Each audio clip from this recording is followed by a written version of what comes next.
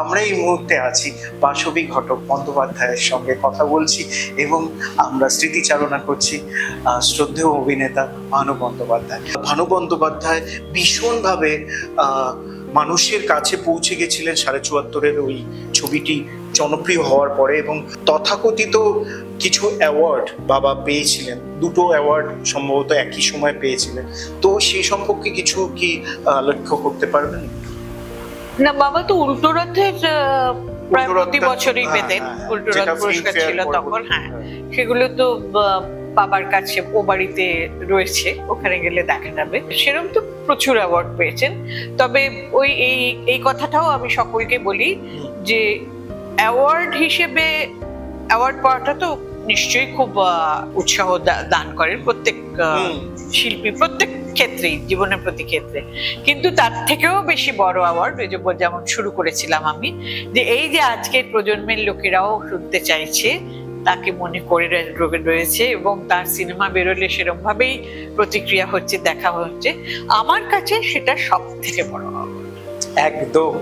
ভানু বন্দ্যোপাধ্যায় ১০৪ বছরেও মানুষের মনের মধ্যে একইভাবে রয়ে গেছেন এবং আগামীতেও থাকবে।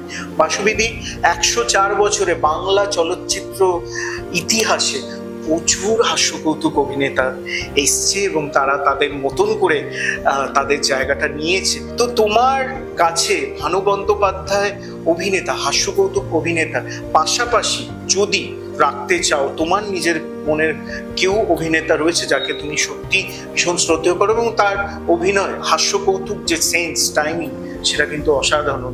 না, এখন অনেকেই খুব ভালো কাজ করছেন এবং হাস্যকৌতুক অভিনেতাও অনেকেই রয়েছেন, কিন্তু ওরকম ভাবে ঠিক তুলনা করে বলতে পারবো না, সেটা বলা খুব মুশকিল। কারণ বাবা, জহর কাকা, তুলসী জেঠু এরা সব একটা আলাদা জায়গায় ছিলেন।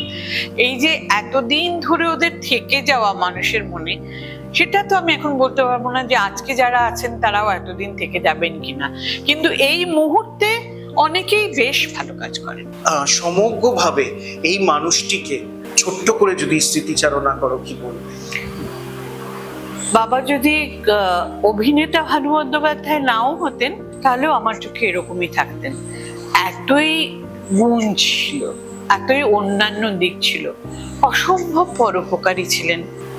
বাবা মারা যাওয়ার পর কত কলা কুশলী এসে যে আমাদের বলেছেন যে আমরা ওনাকে হারিয়েছি, সেটা বলার নয়। আর আমার মনে হয় বাবার এইসব দিকগুলো ছিল বলেই বোধহয় শুধু অভিনেতা হলে এতদিন মানুষের মনে থাকতেন কিনা জানি না, এগুলোও কিন্তু প্লাস পয়েন্ট। ভাই বোন, বাবা মা, একটা ভরা সংসার, যেখানে সংসারের মধ্যে আরো প্রচুর মানুষের সমাগম হতো প্রতিদিন এবং বাড়িতে চলচ্চিত্র জগতের মানুষের সমাগমে ভরে থাকতো।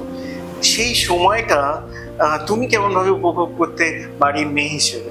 আমাকে সবাই ভীষণ আহ্লাদ করতো আমাকে নিয়ে, তাই জন্য সেটা আমার অসম্ভব প্রিয় ছিল।